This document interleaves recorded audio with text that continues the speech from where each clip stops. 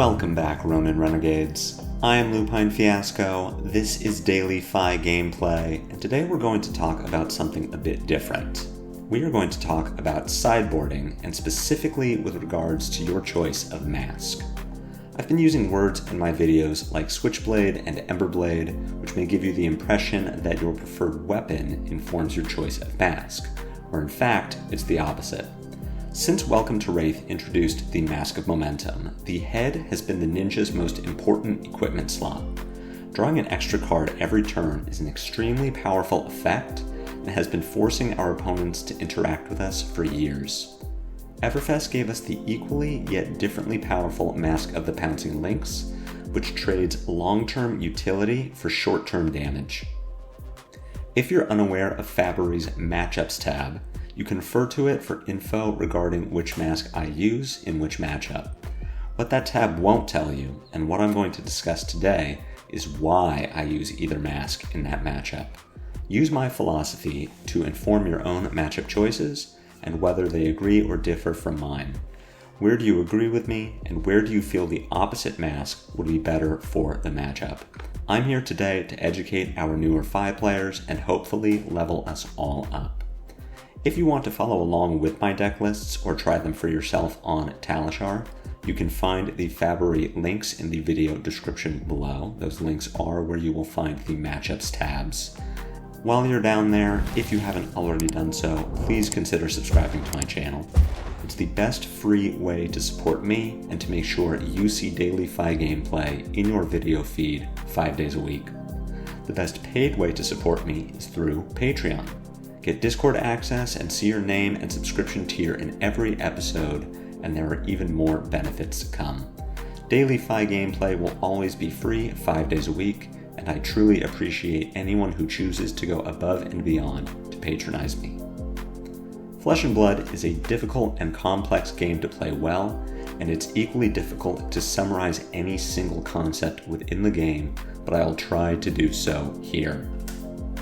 Use Mask of Momentum when your opponent doesn't block well with armor and wants to keep cards in hand, or when a game will go long, where you use Mask of the Pouncing Lynx when your opponent does block well with armor or doesn't mind blocking with cards from hand, or when you want a game to end quickly. As we dig deeper into the strategy behind using each mask, let's first start by talking about value. Value is a very nebulous term within Flesh and Blood. It can mean different things to different people in different situations, but as a general rule, the more value you are accruing, the higher your chance of winning a game. We need to define the value of an unknown card, whether it be on top of our deck or in our opponent's hand, and the value of such a card is 3. On average, a card will either attack for 3, block for 3, or pitch for 3.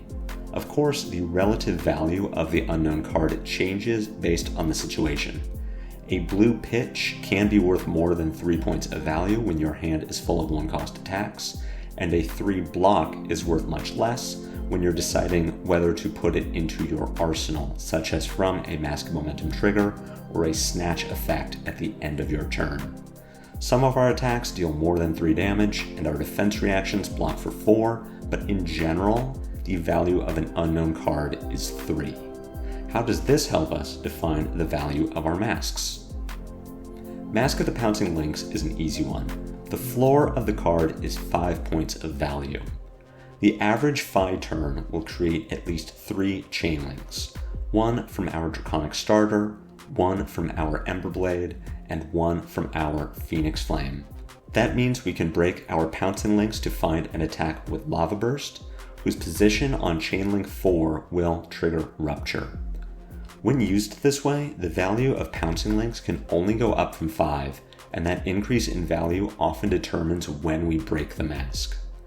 Salt the Wound is similarly affected by game state and has a lower floor but higher ceiling than Lava Burst. At its simplest, we can say that Pouncing Lynx has a base value of 5.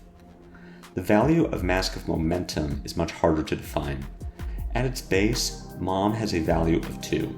This is the value generated when you block with it, which is something you try not to do with Pouncing Lynx, and is why we don't factor block value into our evaluation of it. Next, we can say that Mom has an additional value of 3 for each card that it draws over the course of a game. Looking at the card this way, we see that a Mask of Momentum that triggers once in a game is theoretically as valuable as Pouncing Lynx. They both generate 5 points of value.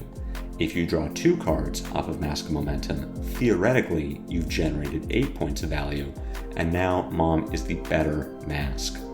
The true value of Mom, however, and the reason that true value is so hard to determine, is that it prompts your opponent to block.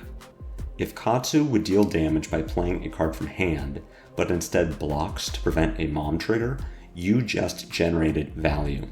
It's difficult to determine where your opponent generated value by blocking compared to where they lost it. For example, a Katsu with an extraneous 3-block blue in hand likely gained value by blocking with it than by being forced to work it into a combat chain or put it in arsenal. That said, knowing your opponent's general game plan will inform your knowledge of where you gained value from momentum. Using my general mask philosophy as a guide, you may think that Pouncing Lynx is better suited for aggro mirrors than momentum. However, using our knowledge of the aggro game plan, we see that those decks lose value by blocking. Taking Katsu as an example, we see that many of his strongest attacks block for 2 and attack for far more. He is at an advantage if he's playing defense. Furthermore, his armor doesn't block very well at all. Lexi, despite having achieved Living Legend, is the best example I can give, as momentum made that matchup even slightly winnable. Her armor was arguably worse at blocking than Katsu's, and her attacks were even better suited for offense. Thanks to Voltaire, almost every single hand Lexi could draw was playable, and every arrow was above rate. Taking literally any card from Lexi's hand on blocks would generate value for 5, and if she chose to keep that value by not blocking, we would gain it in the form of a 5th card every turn. Mask of Momentum forces aggro decks to interact with us and punishes them for being so poor on defense. You may think that Bravo doesn't belong on the list of momentum matchups. He blocks extremely well with armor, and he can play the game with as few as 2 cards in hand. So why do we run momentum against him?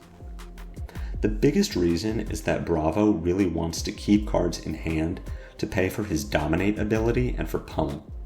Bravo beats Phi by chaining Disruption to limit our ability to go wider than he can comfortably block.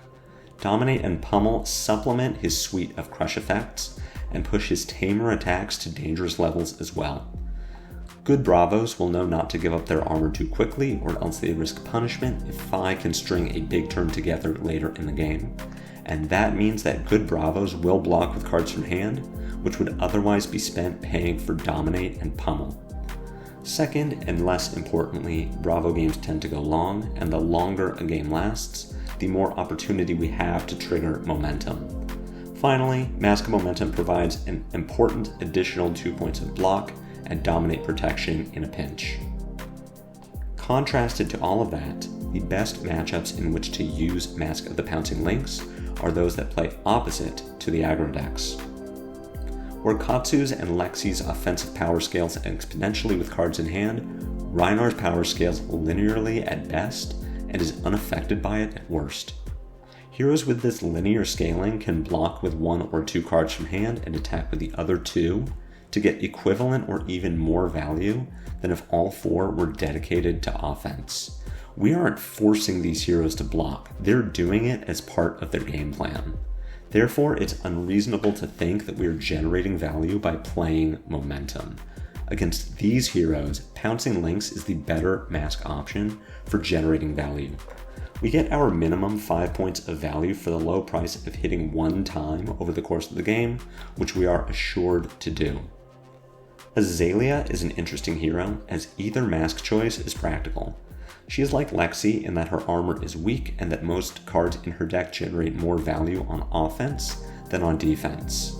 Unlike Lexi, Azalea runs plenty of 2 blocks which work well with her hero power, but are very poor at blocking momentum triggers. This is all to say that a Kodachi Mask of Momentum game plan is very viable against Azalea.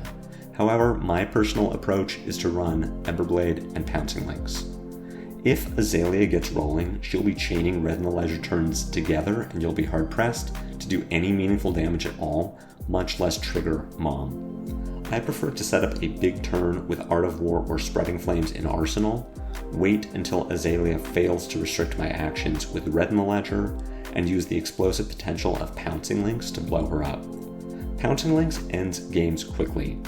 Hopefully, in this case, quickly enough that Azalea won't draw her codices or get a red in the ledger into her discard. Finally, let's talk about the nature of one-turn kill combo decks. The goal of a Saber's Bolton or a Kano is to take you from full or nearly full health to 0 by utilizing the explosive nature of their deck. A Saber's combo powered by Gallantry Gold and 2 copies of Lumina Ascension will threaten 30 points of damage, while the standard Kano combo will threaten 36. And while Fi has ways to mitigate or delay the power of these turns, our best strategy for defeating them is to simply win the game before they happen. Since these combos start and end in a single turn, Bolton and Kano will be playing defense until they can assemble the pieces to kill us. That means that, like Rhinar, blocking our attacks is part of their game plan, and we are similarly unlikely to trigger momentum until it's too late. We're already inclined to run Pouncing Lynx for this reason, and when we add to that the explosive power of an extra Lava Burst or Salt the Wound, we find ourselves ending games very quickly. All our sideboarding decisions start with our choice of mask. Momentum benefits us in long games against heroes who hate blocking, and Pouncing Lynx helps us race decks that want to block. Once we know which mask we want, we choose our weapon and board accordingly. After that, all that's left is to win the game. I do hope you found this video helpful and will be better able to sideboard appropriately.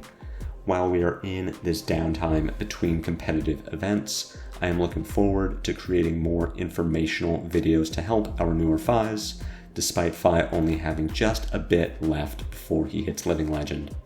I do hope that this video is of use to you, and if so, head jab that like button for me. My comments are always open for any questions or feedback. Otherwise, I will be back next week with more daily Fi gameplay. And until then, take care.